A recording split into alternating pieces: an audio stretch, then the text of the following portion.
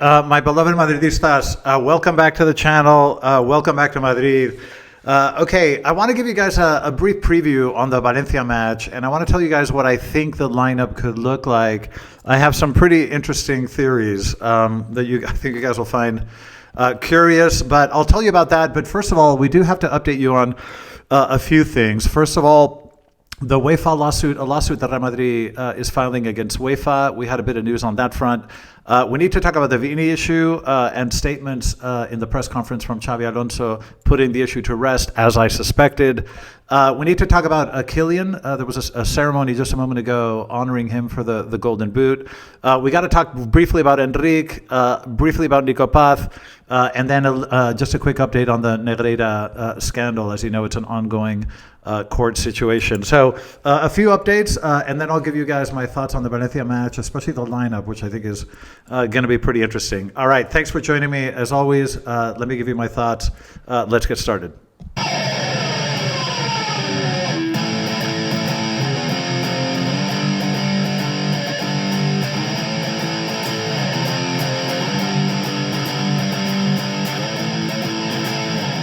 Madridistas, welcome back. Okay, before we get to the Valencia match, just a few things I wanted to get you up to speed on. Okay, first of all, there was news about this UEFA lawsuit. So there was information coming out of a circuit court in Madrid, which implies that this lawsuit can advance. And this is basically a lawsuit that Real Madrid is filing against UEFA for something to the tune of, the numbers are crazy, 4.5 billion euros for money lost due to UEFA's blocking of the creation of the Super League. Now, I've done videos in the past explaining the Super League proposals. I've been very critical of both the first proposal and the second one, but you know, I think there's still some holes in the structure. But I have discussed it in the past, and I just think that it has to be, a Super League needs to be very inclusive. Neither version that I've seen so far is inclusive enough for my taste.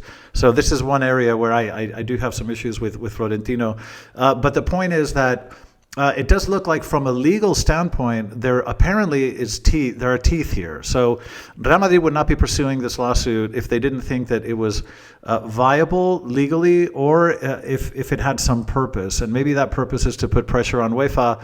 But from a legal standpoint, the club is moving forward with a massive lawsuit against UEFA for money lost during these last 4 years because UEFA blocked the creation of a Super League. And Real Madrid's position is that Real Madrid and Real Madrid alone is in control of their rights, and that Real Madrid as a club has the right to participate in whatever competition it wants, and that it is not bound in any legal way to obey UEFA and only play under UEFA rules, that UEFA is a monopoly, and that the club should have greater say in European competition. That's the basis of Real Madrid's objection. So we'll have to see what comes with it. I don't know if they're using this as leverage, or if they really think they can get 4.5 billion euros out of UEFA. It seems a little bit far-fetched.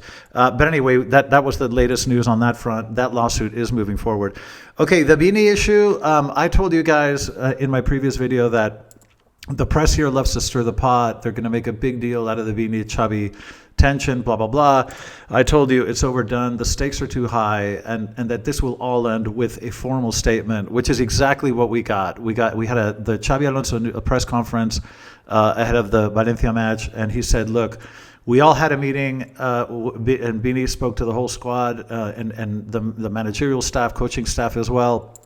Apologized. Everything is totally cool. Everything is fine. And as far as Xabi's concerned, this issue is behind us, and there's really nothing to discuss here. I knew that this is how this would end. It would end with an official statement, just putting an end to this speculation, and that's exactly what we got from Xabi in the press conference. So I think the Vini issue will die down. Mind you, this issue bleeds into the lineup I'm going to talk about in a minute. But anyway, just be aware that an official statement was made by Xabi in the press conference that this is over, everything is fine, and that's exactly what I expected. Okay, on another note, Kylian received the Golden Boot. All of his sort of colleagues, players, and the management of Real Madrid were there to honor him. There was a ceremony, I think at 1:30 p.m. here, just a couple of hours ago. So, congrats on Kylian. these individual accolades don't really mean much to me unless they come accompanied by victories for the squad and silverware. So unfortunately, I don't give this as much weight as I would have if those goals had turned into something for the club. But we do have to congratulate Kylian and give him credit and encourage him so that he continues to play at this level, because he's playing at an amazing level. Okay, we need to talk about Endrick very briefly. Look, the word on the street here is intensifying that this kid is going to leave in the winter window on loan. It's just heating up. We don't have any specific news to that effect, but it just, in terms of what the news is talking about and the YouTubers here, etc., the issue of Endrick is really gathering steam, and I do suspect that he will go in the winter window. This now seems to be a consensus here in Madrid that it's almost inevitable that he'll go off on loan. So I just wanted to mention that. Okay, one of you has asked me about Nicopath on a couple of occasions and sort of what I think in terms of Nicopath returning. We know that he's performing very, very well in Italy, and all of that is good and great.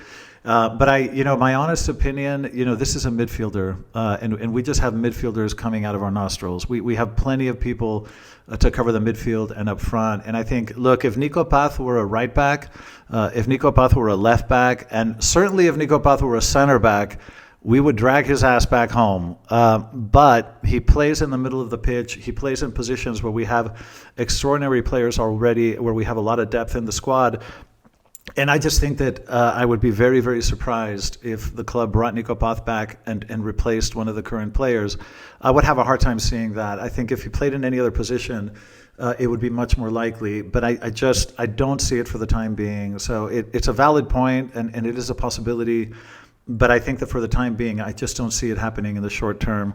Okay, finally, on the Negreira scandal, you may have heard some noise that the judge that is sort of looking over the case officially, and this was 2 days ago, they officially claimed FC Barcelona, the club, as a defendant and as the accused in the case of systemic corruption. So up to this point, the judge had been sort of speaking to individuals. They would talk to Gaspar, and then like another president of Barça, then they would talk to Negreira, they would talk to his son, and they got all this information. All of it corroborates that there was systemic corruption going on. But now the judge has said that the institution itself is now seen as a defendant and an accused in this case. So Barça as an institution is now being prosecuted for systemic corruption. And that made a bit of noise a couple of days ago, but not as much noise as you would expect, because the press here really loves to cover this issue up. This is the greatest scandal, I think, in the history of sports. This is up there with Lance Armstrong and other crazy stories. This is way up there, I think, because of the magnitude of football. I think this is the biggest sporting scandal in history. That a club like Barça could be bribing refs for 20 years. It's something completely incredible and unacceptable. But anyway, that continues to proceed, and we all know Barça did it. They know they did it. They admitted it. The impact that it had on the statistics and referee calls was insane, and I've done a lot of videos explaining to you guys the difference that made. So I showed you stats, the 15 years prior to the payments, and then the 15 years after the payment started, and it is night and day.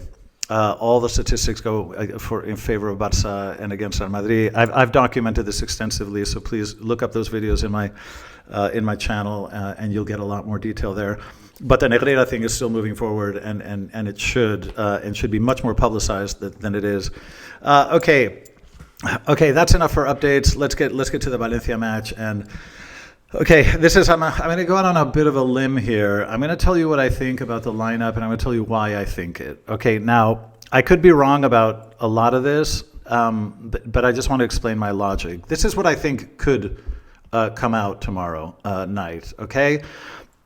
I think that he'll come out with Courtois. I think that Carreras will play a left back. You never know if he's going to surprise you and put in Fran, maybe Torres Carreras or something like that.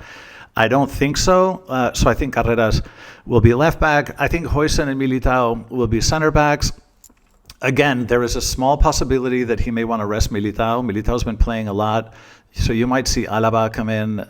It could be that he does that. It would make sense because Militao's been playing a lot and playing very well, and he's become critical in defense. So that might occur, but for the time being, I'm not going to make that bet. I'm going to assume that Huijsen and Militao will be in center of defense. Now, in the right back position, why am I saying Trent? Look, I think that he's match fit. I think that Xabi wants to see what kind of shape he's in. I think he wants to give him confidence because the guy hasn't been playing and has been injured, and I think must be very frustrated. I think that Trent needs a confidence boost. We also need to check out his physical condition. I think the best way to do that is to play him in a game like tomorrow. And I think that, depending on how he performs tomorrow, will be a big deciding factor in whether or not he plays in Anfield. That is just my personal opinion. Could it be that he comes out with Fede as right back again? Yes, it is possible. But I just have a feeling that he's gonna give the match the starting position to Trent and see how he does. Okay, in the middle of the pitch, by the way, I think we're going back to a 4-3-3. I think the 4-4-2 is something that we're going to deploy only against very, very difficult rivals in difficult situations where we want to dominate the middle of the pitch. I think we're going back to a 4-3-3. And the center of the pitch, I expect, now another controversial one, Camavinga, Arda, and Jude. Now, the only reason I'm mentioning Camavinga is because I think he needs to give Tchouaméni some rest. Tchouaméni's been playing pretty much every single minute, every single match. He's mission critical. He's playing incredibly well. I think he wants to give him a rest. Now, I could be completely wrong. He might come out with Tchouaméni. It's very possible. But I just have a feeling that, Camavinga looks fresh. We're playing at home. The rival is not of a kind of intensity that we really need to throw 1,000% at this. I think that he could get away with putting Camavinga in the pivot position. And then Arda and Jude filling in the midfield. So, look, this is a gamble, a bet. I could be wrong. I could certainly be wrong. But I think that's something he may consider. And then up front, I've got Vini, Mbappé, and Mastantuono. And let me explain. Vini, I think, is going to start because I think if Xabi didn't start him, it would come across as very punitive. It would come across as maybe vindictive, punitive. I think it would sort of start the controversy again about everything that happened. I think that the diplomatic thing to do and probably the fair thing to do, because Vini's been playing very well, is to start Vini. I think this will help quell the whole kind of controversy, and I do think it would be the sensible thing because Vini's been playing very well. So I expect to see Vini on the left, and I expect Mastantuono to return on the right. Why? I just think that Xabi does want to bet on this kid, and if he doesn't play, I think he wants to keep him involved, and I think tomorrow's the perfect type of game to bring him back. Now, he could bring Rodrigo on the right or Brahim on the right. That's of course a possibility. But if I were a betting man and money were on the line, I think he's going to bring Mastantuono back up front on the right. So that's what I think about the lineup. I think it's going to go back to a classic 4-3-3. I think he has an opportunity to rest key players, as I mentioned. But I think it'll be a 4-3-3, a very attacking 4-3-3. And I do expect us to win. I really do. There's no reason on earth why we can't win. That wasn't the case last year, but I think this is a different team. I think much better equipped, creating more chances. And I do think that even with a sort of more kind of risky 4-3-3, we should be able to win this match. Okay, listen, those are my thoughts. Just a brief video today and a few updates, but thought I would mention all that. Let me know what you think in the comment section. I'll come back to you guys after. I'll give you guys a post-match analysis after the Valencia match. Probably won't do anything tomorrow. But anyway, those are my thoughts for now. Let me know what you think in the comment section. Thanks for joining me as always. And as always and forever, Ala Madrid.